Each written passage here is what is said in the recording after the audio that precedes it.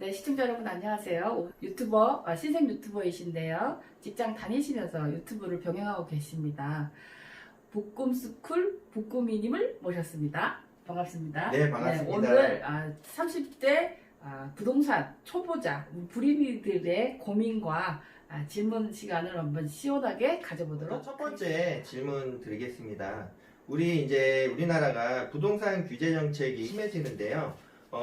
얼마 전에 이제 나왔던 6.17 대책이라든가 최근에 나온 7.10 대책에 대해서 어떻게 생각하시는지 궁금하고요. 그리고 이제 다주택자들 같은 경우는 집을 보유하고 있는 걸 지금 당장 팔아야 되는지 그게 궁금합니다. 그리고 비규제 지역 같은 경우 김포, 파주 등은 대출의 규제가 있는지 그것도 좀 궁금합니다. 계속 규제가 나오니까 이제 어렵다. 그 다음에 난 못하겠다. 이제 포기하게 될 수도 있어요. 그렇지만 정확하게 알고 그 다음에 나한테 해당되는 것만 콕 집어서 이해하시면 되는데 자, 먼저 이번 부동산 규제는 지금 이번 정부 들어서 21번째, 22번째 규제인데요. 규제를 접하는 우리가 봤을 땐 이게 도대체 이제 어디서부터 어디까지인지 이제 헷갈려요. 헷갈리고 무슨 뜻인지 잘 모르겠다. 어려워하시는 분들 많고 다주택자들 중에서도 보유세도 낼 수 있는 여력이 되는 소득이 충분한 다주택자가 있고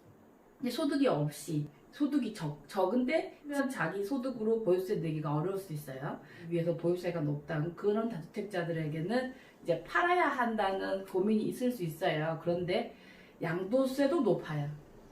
그래서 보유하기도 어렵고 막상 팔고 나면 그 수익의 80%가 양도세로 나가버리면 지금 사실은 퇴로도 없어요. 그래서 세테크라고 해서 미성년자 자기 가족들에게 증여하거나 어떤 자기가 이거를 가지고 있는 것보다 파는 게 득실을 굉장히 따지고 있는 상황이 되지 않을까 싶고요. 지금 이제 서울 수도권 전 지역에서 규제가 아닌 지역이 거의 없어요. 근데 이제 김포와 파주인데요. 파주가 규제 지역에 들어가지 않아서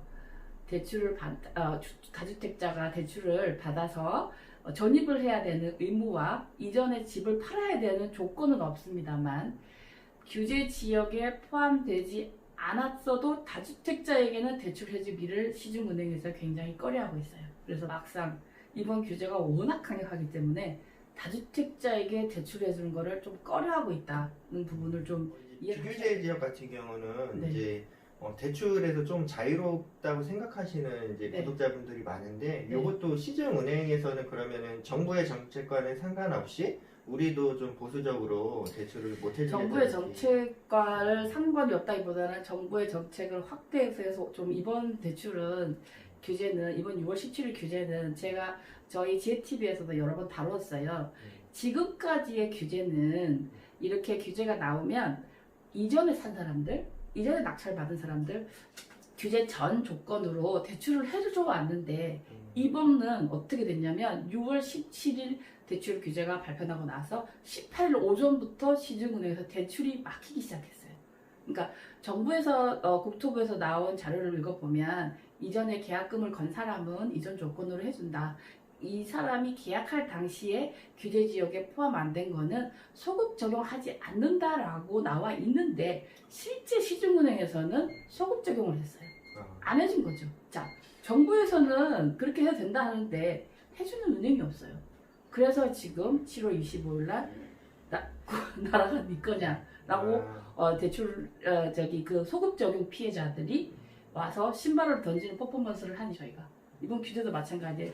제가 보는 눈과 초보자가 보는 눈이 굉장히 달라요. 그래서 알되 정확하게 알고 지금은 정확한 커뮤니티에 들어가서 정확한 정보를 이제 정부에서 규제 정책을 쏟아내는 목적이 저는 이제 집값을 좀 안정화시키고 수요자들 위주로 이제 정책을 펴려는 걸로 보이는데요. 이게 이제 정부의 그런 의도나 방향이 맞을 거라고 보시는지 아니면은 반대로 오히려 더 올라갈 것이라고 보는지 궁금합니다. 본인은 지금 규제가 처음 나왔을 때 3년 전에 2017년도 8월 2일 규제가 나왔을 때 내릴 거라고 생각했어요? 이 규제 결과가? 저는 그때 이제 그 부동산에 대해서 많이 몰라서 이제 앞으로 이제 폭락이나 내리지 않을까 그렇게 그렇게 생각했죠? 예측을 했었어요. 네, 저는 제가 3년 전에 그 방송에서 뭐라고 얘기했었냐면은 이 진단이 잘못됐기 때문에 결과가 반대로 갈 것이다라는 방송을 한 적이 있어요. 처음부터 이 규제가 뭐랄까 목적이 뭔지는 제가 잘 모르겠어요. 그렇지만 이 규제로 인해서 집값이 하락하지 않을 거라고 생각하고요. 정부의 이제 강력한 규제 정책이 있어서 이게 이제 주택 시장에 대한 그런 규제가 심한 정책인데 요것들로 인해서 이제 오피스텔로 사람들이 관심을 돌리기 시작했거든요. 네. 근데 지금 오피스텔은 지금 투자해도 괜찮나요? 그래서 오피스텔하고 상가가 좀 낙찰가가 좀 올라가고 투자자 응찰자 수도 좀 늘어나고 있어요. 그런데 오피스텔 투자는 아파트하고 조금 다른 게 오르긴 오르지만 아파트만큼은 안 올라요. 그리고 오피스텔은 아파트보다 노후가 빨리 돼요.